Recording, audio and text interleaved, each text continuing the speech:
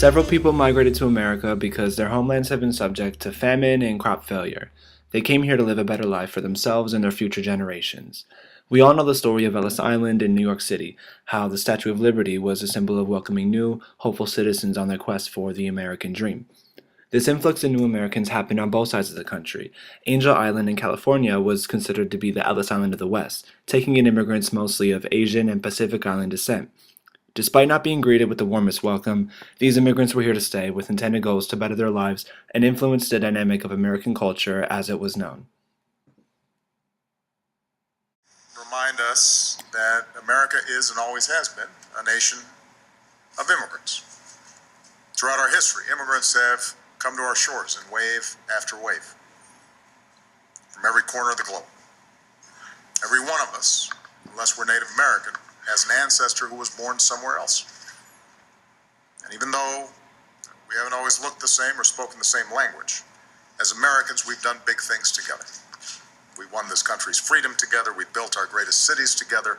We defended our way of life together. We've continued to perfect our union together. That's what makes America special. That's what makes us strong. The basic idea of welcoming immigrants to our shores is central to our way of life. It is in our DNA.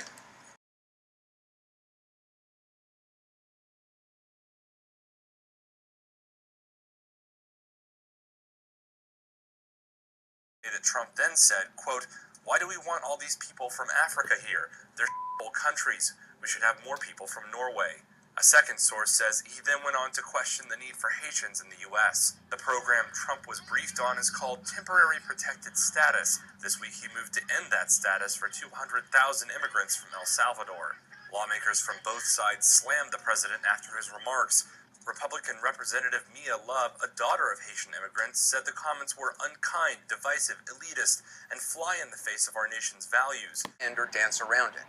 The sentiment the president expressed today is a racist sentiment. Personally, as someone from South Shithole, I'm offended, Mr. President. Okay, I'm offended. I think the president's comments were ugly. I think they were disgusting. I think they were repulsive.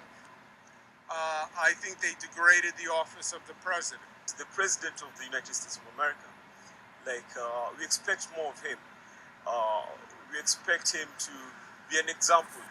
We are growing democracies, and we don't expect such remarks. I'm sorry, but there's no other word one can use but racist. You cannot dismiss entire countries and continents as peoples whose entire populations who are not white are therefore not welcome. I read those comments later last night. So first thing that came to my mind was very unfortunate, unhelpful.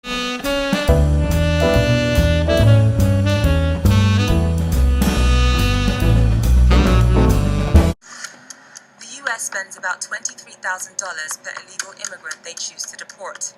After months in a detention center, Jonathan Lara will have a hearing, and if found removable, will be sent back to his home country on a chartered plane. He will not be allowed to re-enter the US. How do you feel about what happened this morning? It was quite shocking. Still shocking. I wasn't aware of anything. It was just so shocking. I wasn't even aware I was being looked at or searched at or anything. When you were dealing drugs, if that is the case, did you have any inclination that it could lead to you being removed from this country?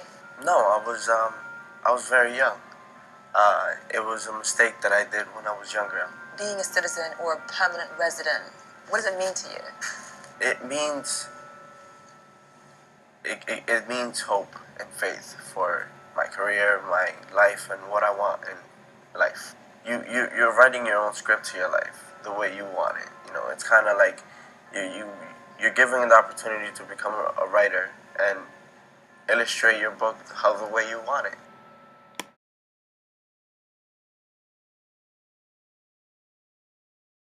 Criminals, illegal immigrant criminals, they've got to respect American law. They do not pay taxes. And they're taking your jobs. Perceptions or facts? Let's take a look at what the numbers tell us. First assertion. Immigrants increase the crime rate. Sure, an estimated 11 million undocumented immigrants are in violation of American immigration policies. But overall, FBI data shows that over a span of 20 years, crime has dropped. Violent crime in particular has almost halved.